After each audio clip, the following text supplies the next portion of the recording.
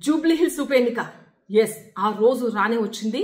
Jubilee hills MLA అయిన మాగంటి గోపీనాథ్ ఆకస్మిక మృతితో Jubilee hills లో ఎన్నికలు జరుగుతున్న విషయం తెలిసిందే.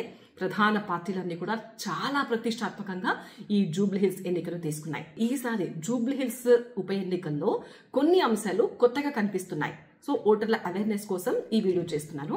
సో ఫస్ట్ కనిపిస్తున్న కొత్త అంశం ఏంటి అంటే, పోలింగ్ కేంద్రం బయట కూడా డ్రోన్లతో ప్రత్యేకంగా నిఘా ఏర్పాటు చేశారు. దానికి కారణం బయట ఎక్కడా ప్రచారం జరగకుండా, ఏజెంట్లు గందరగోళం క్రియేట్ చేయకుండా, ఎలాంటి అవాంఛనీయ ఘటనలు జరిగే అవకాశం ఉందో అప్పుడు ముందే తెలిసిపోతుంది డ్రోన్ ద్వారా.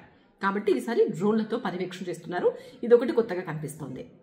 దాంతో పాటుగా ఈవీఎం మెషిన్స్ పైన అభ్యర్థుల ఫొటోస్ ఇంతకు ముందు ఆల్ఫాబెటికల్ ఆర్డర్లో ఉండేవి. కానీ ఈసారి మాత్రం ఆల్ఫాబెటికల్ ఆర్డర్లో కాకుండా జాతీయ పార్టీల అభ్యర్థుల పేర్లు ఫస్ట్ ఉంటాయి, తర్వాత రాష్ట్రంలో ఉన్న ప్రధాన పార్టీ అభ్యర్థుల పేర్లు సెకండ్ లో ఉంటాయి. ఇంకొక కొత్తగా కనిపిస్తున్న అంశం ఏంటంటే, ఇంతకుముందు బ్లాక్ అండ్ వైట్ లో ఉండేవి అభ్యర్థుల ఫొటోస్, ఈసారి మాత్రం కలర్ లో ఏర్పాటు చేశారు. ఎందుకంటే ఓటర్ కి చాలా క్లియర్ గా తాము ఎవరిని ఎన్నుకోబోతున్నామో క్లియర్ గా కనిపించడం కోసం ఈ నిర్ణయం తీసుకున్నారు.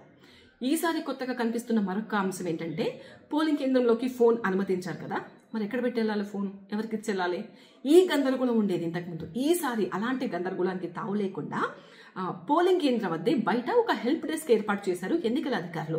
సో మీరు ఓటు వేయడానికి వెళ్ళినప్పుడు మీరు ఫోన్ వాళ్ళకి ఇచ్చేస్తే మీకు ఒక టోకెన్ ఇస్తారు. మీరు ఓటు వేసిన తర్వాత మళ్ళీ ఆ టోకెన్ ఇచ్చేస్తే మీ ఫోన్ మీకు ఇచ్చేస్తారు. అదొకటి కొత్తగా కనిపిస్తుంది. దాంతో పాటుగా మీకు ఓటు వేసే ప్రక్రియకు సంబంధించిన డౌట్స్ ఉన్నా కూడా, ఓటర్ స్లిప్ కి సంబంధించిన డౌట్స్ ఉన్నా కూడా హెల్ప్ చేయడానికి అక్కడ ఒక అధికారి ఉంటారు.